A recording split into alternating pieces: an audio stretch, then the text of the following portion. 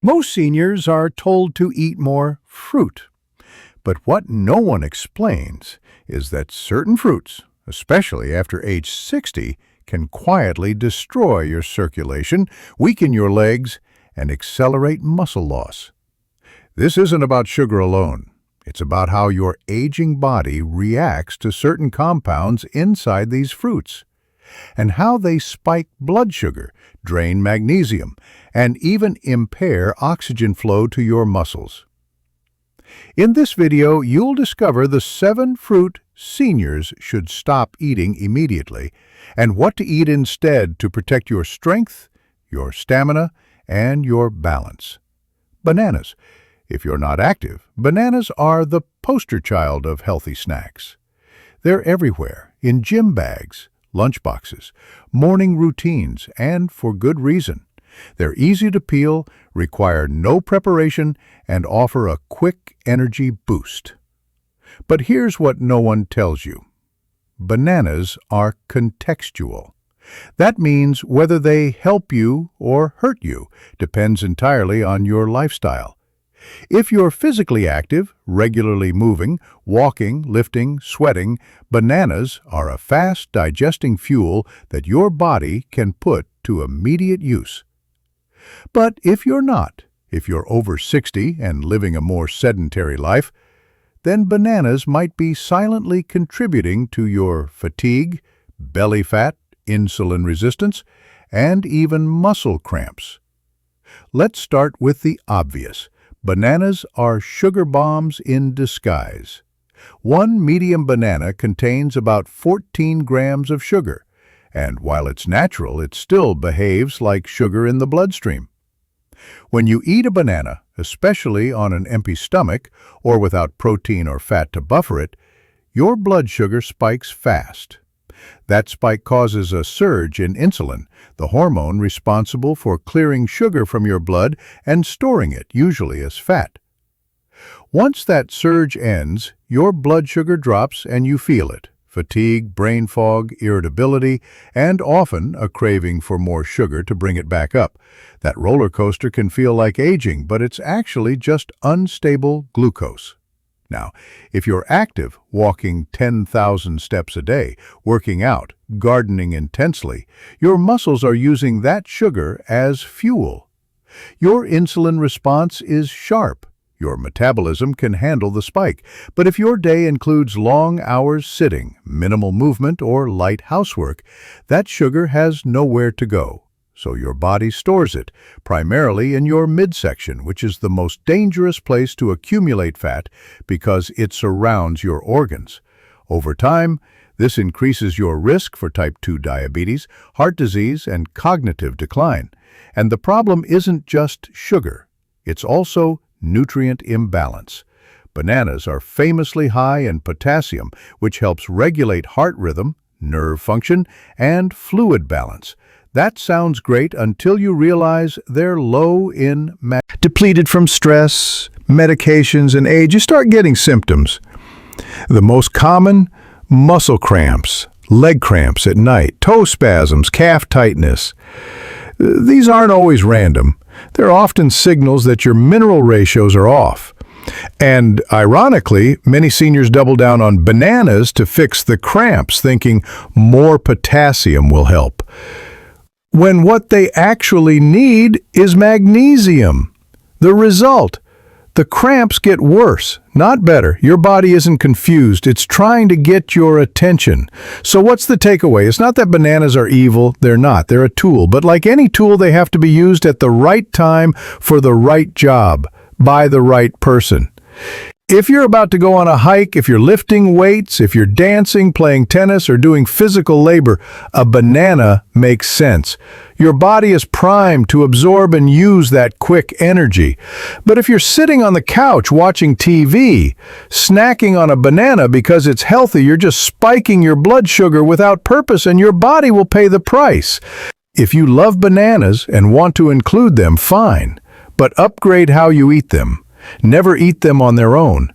Pair them with protein and healthy fats. Try half a banana with almond butter and cinnamon. Add it to a smoothie with greens, chia seeds, and collagen protein.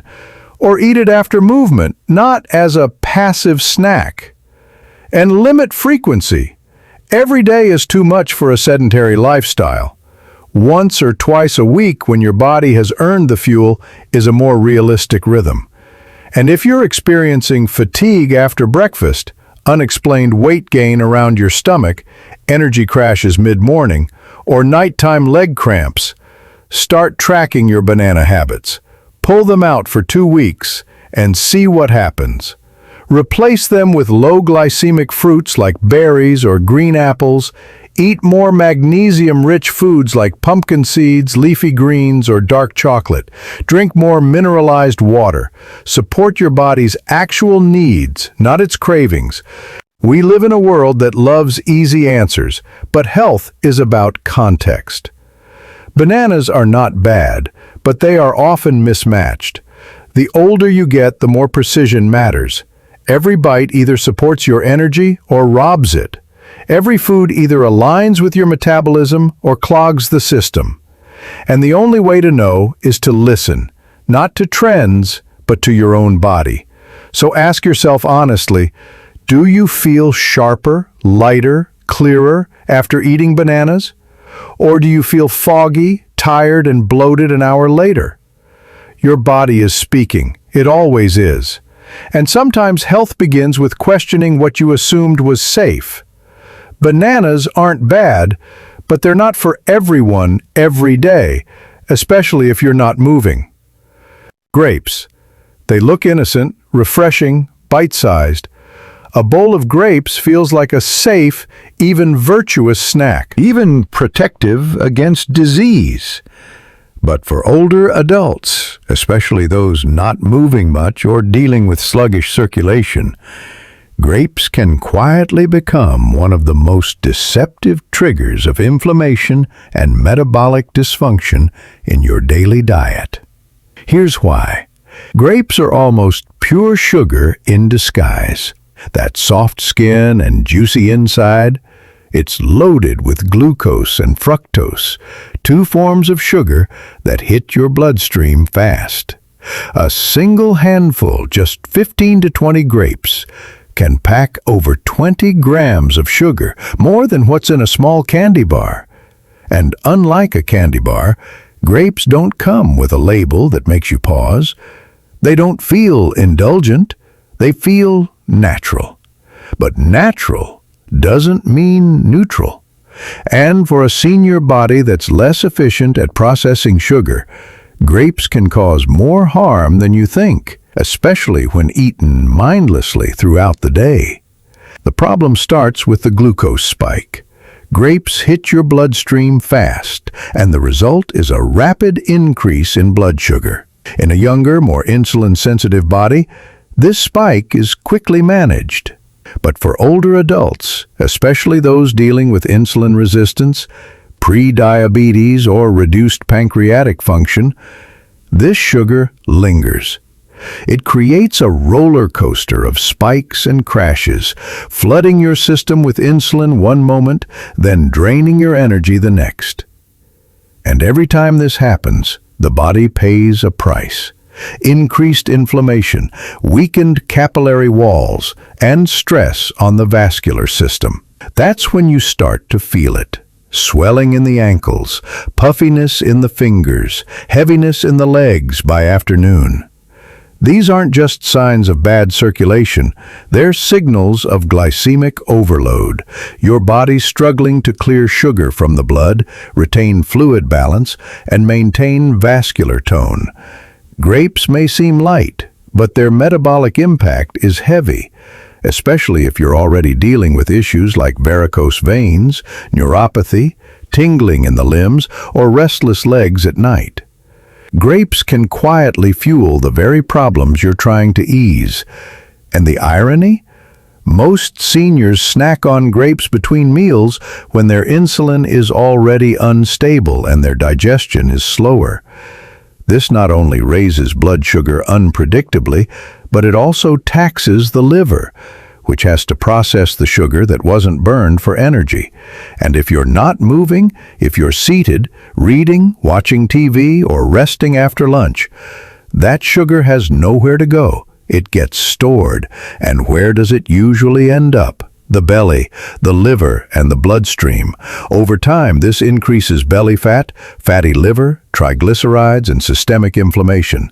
Now, do grapes contain antioxidants? Yes, specifically resveratrol, which has been linked to cardiovascular benefits. If you really want resveratrol, you'd be better off taking a supplement or getting it from fermented low-sugar sources like red wine, in moderation. Grapes aren't harmful because they lack nutrition. They're harmful because they overwhelm the system with sugar before any benefits can take hold. So, what's the alternative? If you enjoy fruit, there are safer options. Berries are lower in sugar and higher in fiber. A handful of raspberries or blueberries provides antioxidants, supports blood vessels, and has far less glycemic impact. Even sliced green apple with cinnamon or pears in moderation give you the sweetness without the sugar bomb. And if you're going to eat fruit, do it with a meal, not alone. Combine it with fat, protein, or fiber to blunt the glucose response. Never snack on grapes in isolation, especially not in the afternoon or evening when your insulin sensitivity is lowest. And this is the point that matters most. Your body changes with age. What worked in your 30s may no longer serve you in your 60s or 70s. Your ability to tolerate sugar, regulate blood pressure, manage fluid retention, and circulate blood efficiently declines. And that's not your fault, but it is your responsibility to adapt. Grapes might have been fine when you were chasing kids around or running errands all day, but now, when activity is lower and recovery is slower, you must become more selective, not restrictive, intentional. So if you're struggling with swelling, fatigue after meals, restless legs, or tingling in your feet, ask yourself honestly, how often are grapes part of your routine? Are they helping, or are they just a habit, a quiet indulgence in the name of health? The body doesn't lie. It speaks through symptoms, and if yours is sending signals, it's time to listen. Grapes are not evil, but they are mismatched for many seniors. Don't be fooled by the word fruit. Be guided by how you feel. Light, energized, sharp, or swollen, tired, and foggy? Your circulation, your insulin, and your energy all deserve better than a fruit that tricks your system while pretending to nourish it. Know your body, honor your biology, and don't let sugar wear a healthy disguise. Watermelon. It's summer's favorite fruit, sweet, juicy, refreshing. It reminds you of family picnics, long afternoons, and childhood laughter. There's something undeniably nostalgic about slicing into a big wedge of watermelon on a warm day. The bright pink flesh, the coolness, the simplicity. And culturally, watermelon has earned a reputation as one of the healthy fruits. After all, it's mostly water. It's hydrating. It's light. But here's the hard truth most people don't want to say out loud. Watermelon is one of the worst fruits you can snack on regularly if you're over 60. There's very little fiber, very little fat, and no real protein to slow digestion. That means when you eat it, especially on an empty stomach or without any other food to balance it, it hits your bloodstream fast. In scientific terms, it has a high glycemic index, around 72 to 80, depending on ripeness. That's higher than white bread. And when you're older, when insulin sensitivity naturally declines, when blood sugar regulation becomes more fragile, that kind of spike creates a metabolic storm. Your blood sugar shoots up. You feel a quick rush, maybe even a false sense of energy. But within 30 to 60 minutes, that sugar crashes, leaving you weaker than before. Your hands might feel shaky. Your legs might feel heavier. You're thinking fuzzier. And if this cycle repeats day after day, snack after snack, your blood vessels start to suffer. especially the capillaries in your feet, hands, and brain. Watermelon might taste light, but its effects are anything but. Here's what's rarely talked about. Chronic high glycemic foods damage your microcirculation. That's the network of tiny vessels that deliver oxygen and nutrients to your fingers, toes, eyes, and brain. Over time, spikes in blood sugar inflame these vessels, making them stiff and dysfunctional. Blood doesn't flow as easily, tissues don't receive the nutrients they need, and you begin to feel the early symptoms: cold hands and feet, numbness or tingling, restless legs at night, lightheadedness when standing, or even slower wound healing in the lower legs. These aren't just signs of aging, they're signs of poor circulation, and your fruit choices can either help or harm that process. Now add in the reality that most watermelon is consumed alone, mid-afternoon, after lunch, or as a snack. It's rarely paired with protein or fat. That means there's no buffer. It slides into your system like liquid sugar. And the bigger the portion, the more damage is done. You don't need to eat a whole melon to feel it. Just a few slices a day can build a pattern of instability in your blood sugar and circulation. And for older adults, especially those with prediabetes, type 2 diabetes, or metabolic syndrome, this is a recipe for long-term decline. Even worse, that refreshing feeling is misleading. People eat watermelon thinking it's hydrating, but without the minerals, sodium, potassium, magnesium, to hold that water in your cells, it passes right through you. That can leave you feeling more dehydrated than before. You may find yourself urinating more frequently and feeling oddly fatigued, with dry mouth and dizziness. That doesn't match the amount of water you thought you were consuming. Again, not always. Tool.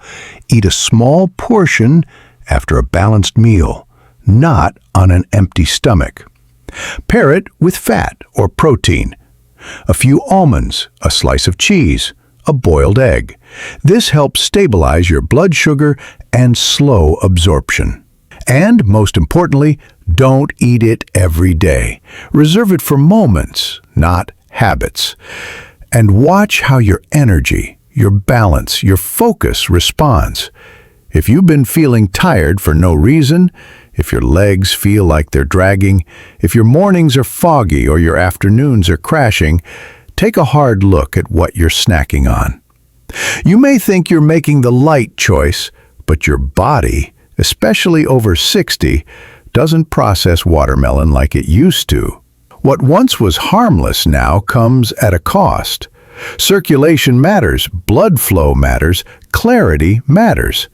And every bite sends a signal, either toward health or away from it. So next time you reach for a slice of watermelon, ask yourself, am I fueling my body or flooding it? Your answer will shape how you feel the rest of the day. Fruit juice, all types.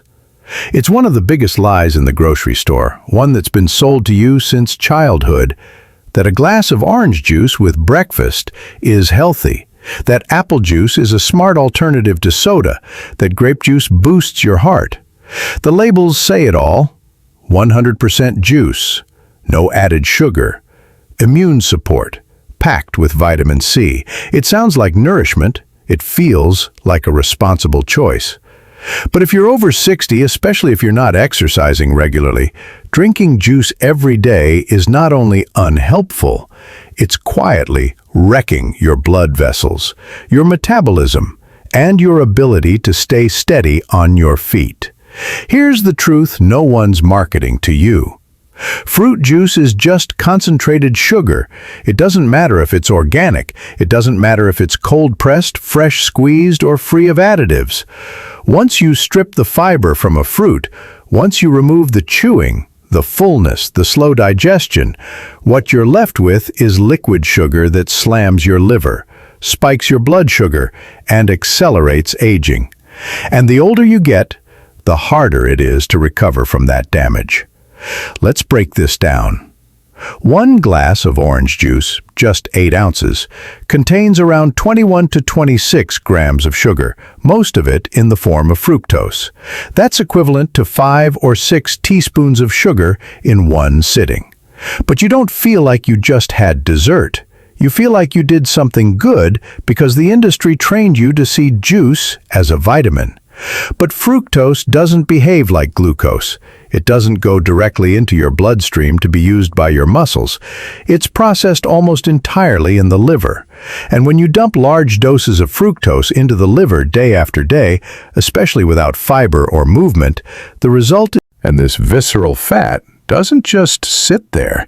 It releases hormones and inflammatory signals that damage your blood vessels, slow down muscle recovery, and increase your risk of falls, swelling, and mobility decline.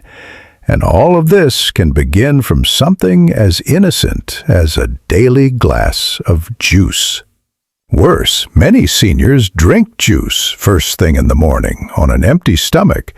That means no food to slow digestion, no fiber to bind the sugar, and no nutrients to buffer the hit. Your blood sugar skyrockets, insulin surges, and within an hour or two, you crash, tired, foggy, craving more sugar. And if you pair that juice with toast or cereal, you've just layered sugar on sugar on sugar. Your pancreas goes into overdrive, your circulation weakens, and your legs feel it, that heavy, unstable sensation when walking, that wobbliness on stairs, that struggle to maintain balance after a meal. That's not just aging, that's sugar-induced vascular fatigue. And it's not just orange juice, apple juice, grape juice, cranberry juice, pomegranate juice, even the no sugar-added versions, all hit the body the same way. Without fiber, your body treats them like soft drinks. In fact, most juices contain just as much sugar as soda, and sometimes more. They flood the bloodstream with calories that don't satisfy. You drink them, but you don't feel full. You just feel off, bloated, slow, and oddly depleted. And then comes the worst part. Your body stops responding to insulin properly. That's called insulin resistance, and it's the first domino that leads to metabolic disease. It's why some seniors gain weight even while eating less. It's why belly fat becomes stubborn. It's why energy disappears after walking even a short distance. Because once insulin stops working well, your muscles can't pull in fuel, your circulation doesn't adapt, and your ability to stay upright, steady, and clear-minded becomes compromised. So let's say it plainly. If you're drinking juice every day, stop now. It's not hydrating you, it's not protecting you, it's not giving you real energy. It's hurting you. Even fresh juice at home, even the kind with pulp, it's all missing the one thing that makes fruit healthy: fiber. You're not drinking fruit, you're drinking fruit's sugar. And here's what's wild. Many seniors feel better within days of quitting juice. Their bloating drops, their legs feel lighter, they feel more stable when they stand, their hunger levels normalize, that cloudy afternoon crash gone. Because when you stop flooding your bloodstream with fructose, your liver... Canned fruit in syrup. At first glance, it feels like a harmless convenience.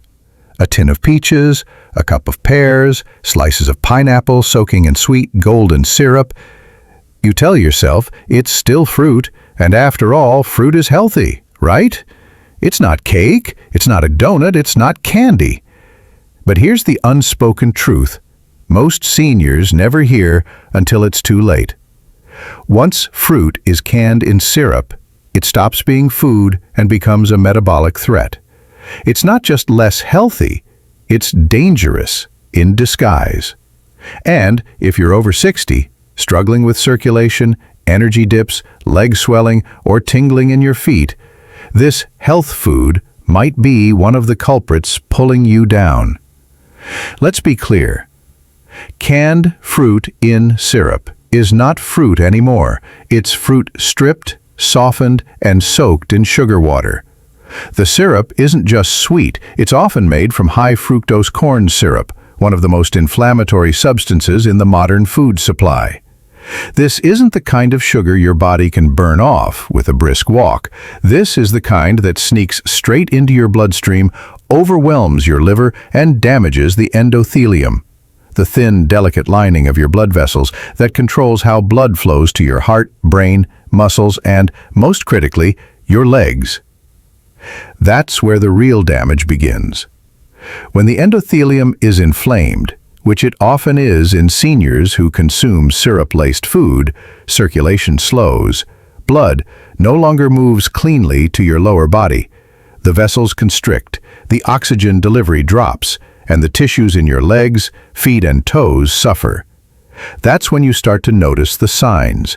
More swelling, especially in the ankles, a heavier feeling in your legs after sitting or walking, numbness or tingling in your feet that comes and goes without explanation, or the creeping realization that you just don't move as freely anymore, not because your muscles are weak, but because your blood flow is compromised. This isn't just aging, it's diet-induced vascular dysfunction, and canned fruit in syrup is one of the fastest ways to trigger it. And here's the deceptive part. You think you're making a good choice. The label says peaches or fruit cocktail. It's shelf-stable, easy to open, served in hospitals, retirement homes, and even labeled light or in light syrup, as if that somehow makes it better. But light syrup is still syrup. A small can often contains 20 to 30 grams of sugar in one sitting. That's more than a candy bar. And it doesn't come with the guilt. So people eat it more often, after breakfast, with lunch, as a healthy dessert, and each time you're flooding your body with sugar that spikes your insulin, disrupts your digestion, and inflames your vascular system, all without ever making you feel full. And you feel that price in small, frustrating ways. The way your legs ache after standing for a while. The way you need to elevate your feet more often. That strange tightness in your calves, that shakiness in your thighs when going upstairs. These aren't random symptoms, they're signals, quiet cries from your circulation, that your endothelial lining is inflamed, your blood viscosity is rising, and your oxygen delivery is slowing down. The worst part? Over time, this damage becomes normalized. You start thinking, maybe I'm just getting older. But the truth is, your body is fighting unnecessary friction, and it's losing. Because when blood can't flow freely, everything gets harder. Walking, thinking, healing, sleeping. And no pill will reverse what daily sugar from canned fruit is doing at a microvascular level. So what should you do? Simple. Eliminate canned fruit in syrup completely. There's no moderation with this one. It doesn't serve your biology. It doesn't offer protection. It doesn't help you age well. If you want fruit, eat fresh, whole, seasonal fruit, with the skin on when possible. If that's not available, opt for unsweetened frozen fruit, or fruit packed in water or its own juice only. And even then, read the label carefully. Drain it, rinse it, reduce the sugar exposure. And most of all, listen to your body. After cutting out canned fruit in syrup, many seniors report feeling lighter, less swollen, more mentally clear, and even less dependent on their walking aids. That's not magic. That's the body finally working without interference. That's blood flowing where it needs to. That's tissues getting oxygen again. That's aging on your terms, not aging under the weight of fake fruit. So, no, canned peaches are not harmless. Pineapple in syrup is not light. And those small plastic fruit cups handed out in medical settings, they're not nourishment. They're sabotage in a spoon. Your legs are asking for freedom. Your heart is asking for ease. Your blood is asking for room to move. Say no to syrup. Say yes to real food, real health, real circulation, and give your body the chance to move like it still remembers how to, because it does. Overripe mangoes. Mangoes are healthy when eaten in moderation and with fat, but overripe mangoes contain higher sugar and lower fiber. This floods your system, weakens insulin response, and leaves you feeling dizzy or heavy in the legs. Seniors often add mango to smoothies or desserts, unaware of how much it sabotages their circulation. What to eat instead?